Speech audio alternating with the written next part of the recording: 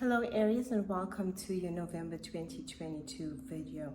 Now, the first half of November, you will be dealing with a lot of those themes of the 8th house when it comes to who can you trust.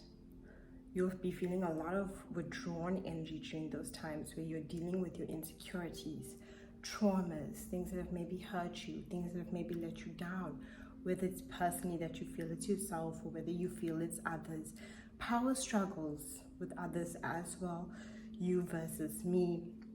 And this can play out as well in work situations, personal situations, either way, because the 8th house has to deal with a lot with money, finances, and you've been working throughout the year with these themes of your finances and how can you reorganize your finances, and when it comes to debt and what you need to pay and what you need to do.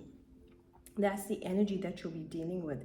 It's a very good time for researching. It's a very good time to deal with reading, anything to do with empowerment. When we talk about empowerment, especially with the 8th house, it has to do like with your psychological issues. What's been bothering you? What's been keeping you down? What is holding power over you? Is it a person? Is it a situation? Is it yourself? Is it your own fears? And that's where we get into the point of empowerment, where we release those things. The 8th house especially wants that from you. This is a lot about reorganizing your money, especially, and what you're investing your money in, and how are you investing your money? How do you spend your money? What do you do with your money?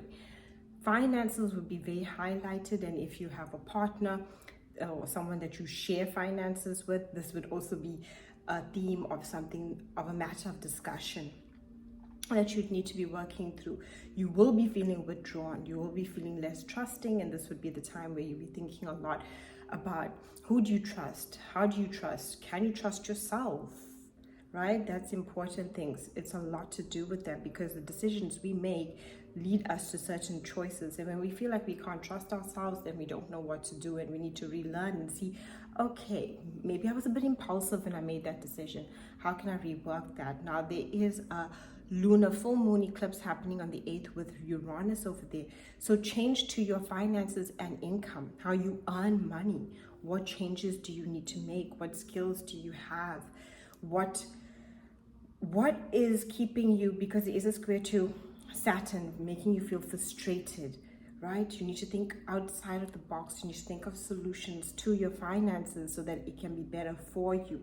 Like I said, there's a very deep part, the first half of November for you, very deep and emotional, very transformation related, very much to looking at those closest to you and the bonds you have with them, and what bonds are no longer needing to be in your life no more, what changes you need to make to those bonds in order for you to feel safe and secure. So this is where relationships too can shift for you, as in you might shift your relationships in, I need to have a conversation, this makes me feel a certain way and I don't feel comfortable with this, can we make a change here? That's the Scorpionic energies, and when we have that full moon on the 8th, it's where you want to release something, a doubt, a fear about yourself when it comes to your earning potential. You might be also thinking outside of the box, especially when it comes to your finances. It can be rewarding for some of you, especially because the North Node likes to reward us. And what this whole part of November is doing is shifting your sense of self-worth and what you feel you can earn and your fullest potential, and how you can rework your finances, right? The solar eclipse that happened on the 25th, because we do start this month off with eclipse energy in the sign of Scorpio, which was your 8th house. This has to do with banks, investments, you know, where we invest our energy to. Think about it. If you go to work every single day, you are investing your energy. If you have a relationship, you are investing your energy into that relationship. So you'll be looking at the return of what you get from relationships, the return of what you get financially, and whether you need to either change the situation completely, move forward, move on to something new, or whether you can transmute it by maybe, you know, believing in yourself financially, like I can earn more, go for that promotion, you know, or whether you feel I need to try to work somewhere else in order to increase my finances. There's something I need to do. Your psychological issues when it comes to your insecurities, doubts, fears, the things that hold you back, or financial choices you might have made in the past that maybe you feel have led you to a certain point. This is where you're releasing all of those things the first half of November. And that's important. Like I said, by the 15th, right, Venus starts moving into Sagittarius. By the 17th, we have Mercury in Sagittarius. 22nd, the Sun moves into Sagittarius. And the 23rd, we have a new moon in sign of Sagittarius. And this is very good for you. This is your 9th house. The 9th house makes you feel almost like you're pulling yourself after all that energy in your 8th house out of a dark hole, and you're moving forward now. You feel like I can gain a bigger picture, I gain wisdom from this. And Jupiter in Pisces goes direct, and it goes direct for you in your 12th house. And this is really good because opportunities come out of nowhere. 12th house is a lucky energy with Jupiter there, and it gives you this luck and opportunity. This will be a great time to think about traveling, learning something new, higher philosophy, spiritual awakenings, where we not awaken in a sense through like a difficult experience. Previously with the scorpionic energy from the 15th prior, like before the 15th, you were going through that dark night of the soul. But by the time we move into the Sagittarius energy, you have this light reignited within you, and you think about how I can move forward and what can I bring into my life and what opportunities are available to me. Your perspective, your sense of optimism, your joy returns, and you feel like yourself again, and you can really move through these energies really, really well. And like I said, Jupiter is also blessing you there.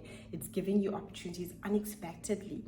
Doors open for you luckily, unexpectedly, about things that you truly want, and travels, and thinking about traveling, and thinking about, having some fun, learning something new. There's travel with the 9th house when it comes to physical travel, and there's also travel with the 9th house when it comes to spiritual travel, where we either learn something new, pick up a book that encourage us to change our lives in a different way, or whether we watch something on the television and we have an epiphany about the changes we want to make within our lives for our own betterment, and you have a lot of joy to give, and you're feeling a lot more hopeful than you were feeling prior to this energy.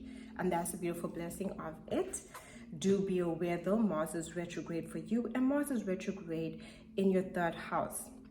So watch out for communication. You'll be rethinking the way that you communicate and who you communicate with. People from the past would try and get into contact with you with this Mars retrograde.